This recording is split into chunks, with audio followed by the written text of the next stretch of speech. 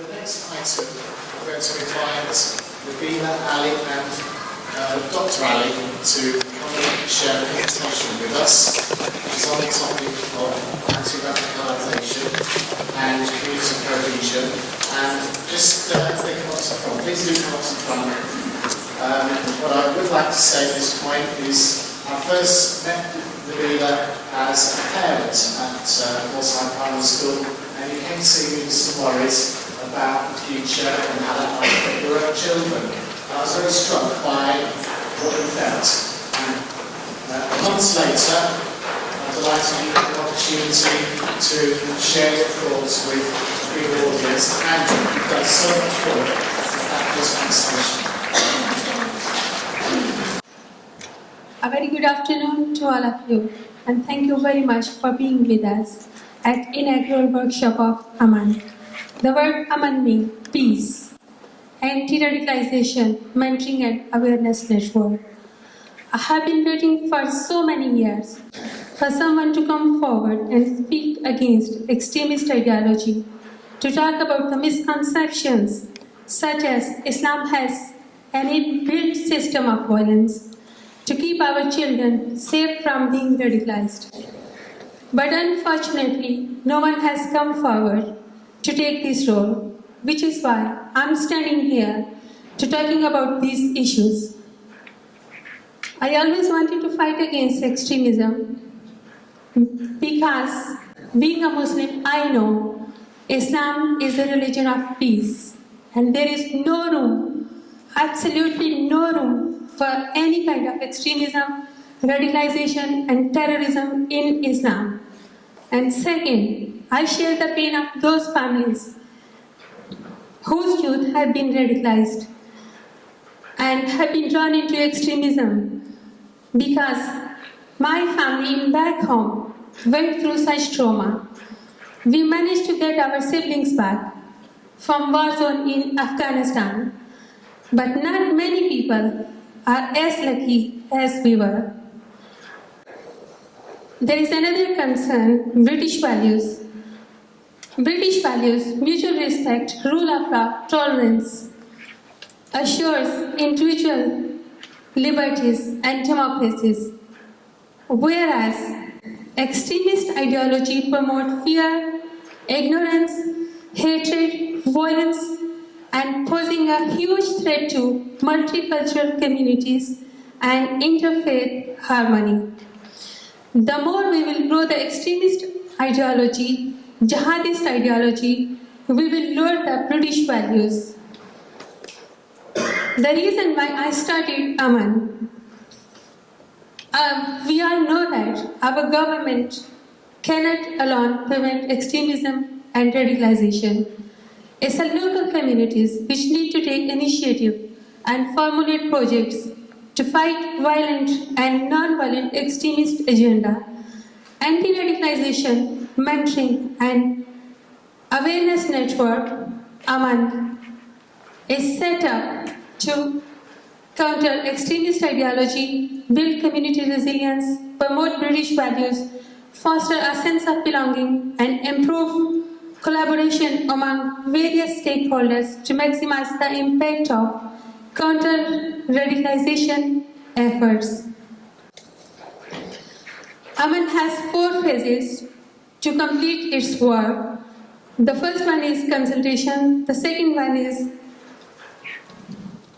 collaboration, the third one is interaction, and the fourth one is integration. When we talk about consultation, this means we share our agenda with different stakeholders to seek their guidance and advice how we can reach in a best way to our target group, I mean children and youth. In collaboration stage, we develop partnership to implement our anti-radicalization solutions. In interaction stage, we offer interactive interventions such as education, mentoring, counseling and training sections. And in integration, we promote fundamental British values and social cohesion by countering jihadist ideology. Our objectives are linked with interventions. Our target group includes children, adolescents, and adults. So we have developed a number of interventions. Interactive key stage lessons mean debating competitions for children, training seminars, workshops for teachers and parents, mass media campaign to reach wider community. We aim to share best practices to learn from experience of other stakeholders by holding networking events, disseminating our progress reports. All of our objectives and interventions are based on counter-narrative presentations of jihadist ideology, linking with British values and Islam. In our consultation phase, we have discussed with general public, schools, academies, civic center, Newcastle, Gateshead, community leaders of faith organizations, counter-terrorism police, and police commissioner office. And we are happy that we have got loads of support from all of them. As we have discovered from our consultation and collaboration phase, that building resilience against extremism is not only my dream, it's not the Muslims' dream, it's the dream of everyone, it's the vision shared by many. We have confirmed collaborators from these third sector organizations, interfaith forums, media houses, schools, while many are more expected to join in future. Like in Islam, there are different kinds of jihad. But I think what I'm doing jihad with pen. I have been a journalist for most of my professional life. During last decade, my writing in media have focused on doing jihad against extremism with pen. I have published special features on terrorism, Islamophobia, racism, interviewed community leaders, and promoted the work of regional, national, and international charities. I firmly believe that we need to join hands to counter extremism and promote community cohesion. Under Aman project, we have done a pilot study, and just to know the perceptions of general public, what they are thinking about the anti-radicalization tackling policies and extremism, what they want to do for their children, and what's their future plans. And I don't have results here, but they will be available on internet soon. We have got our website, you can just go through that. SWOT analysis, like every other organizations, we have few strengths, weaknesses, opportunities, and threats. Based on my pilot study, I recognize something that members of general public are reluctant to talk about this sensitive issue.